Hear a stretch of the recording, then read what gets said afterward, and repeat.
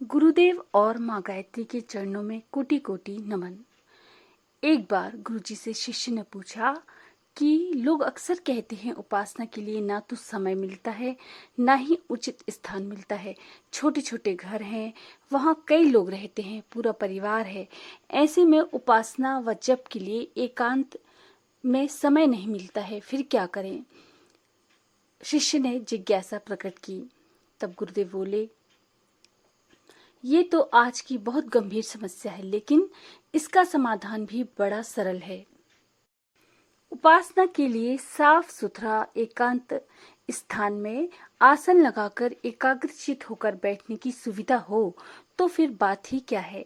इस प्रकार बैठकर उपासना व ध्यान करने से मन पर बहुत अच्छा प्रभाव पड़ता है, परंतु ये सुविधा ना मिले तो क्या कुछ भी ना करें? एक घुड़सवार एक बार कहीं जा रहा था। घोड़ा बहुत प्यासा था, हाँफ रहा था, पर रास्ते में कहीं पानी दिखाई नहीं दे रहा था। अचानक उसने देखा कि एक खेत के किनारे बैठा किसान रहट से कुएं से पानी निकालकर खेत को सींच रहा है।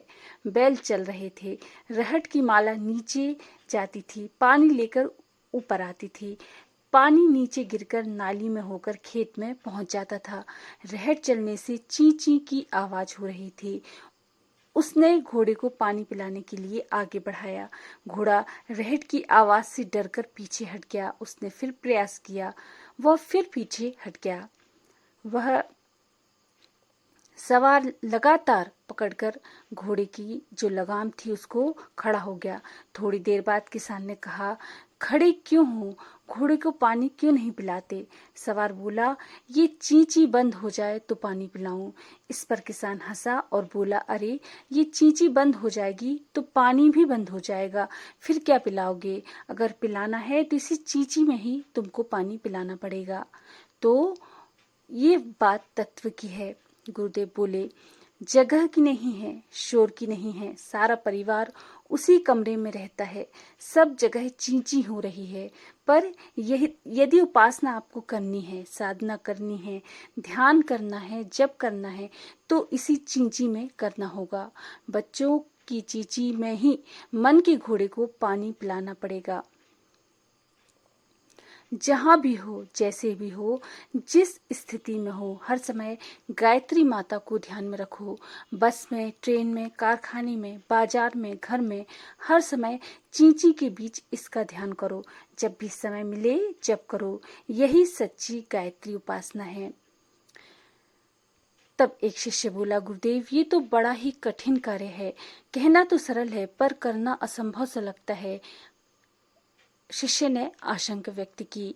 तब गुरुदेव बोले, हाँ बेटे, हर कार्य कहने में तो आसान और करने में कठिन होता है, पर जब करने का मन बना लोगे तो वह स्वतः ही सुगम व सरल हो जाएगा।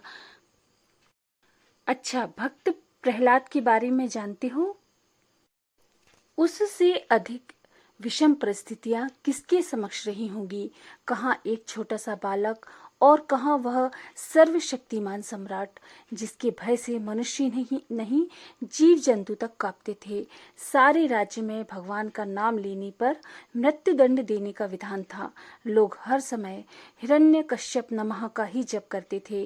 प्रहलाद तो उस निरंकुश शासक का पुत्र था। घर बाहर हर जगह हर समय उसे यही सब सुनने को मिलता था। जिसका बाप ही इतना कुबुद्धिग्रस्त हो, उस नन्हे से बालक की विषम परिस्थितियों की कल्पना करो। पर प्रहलाद पर गायत्री माता की कृपा थी। उसमें सद्बुद्धि का जागरण हुआ था।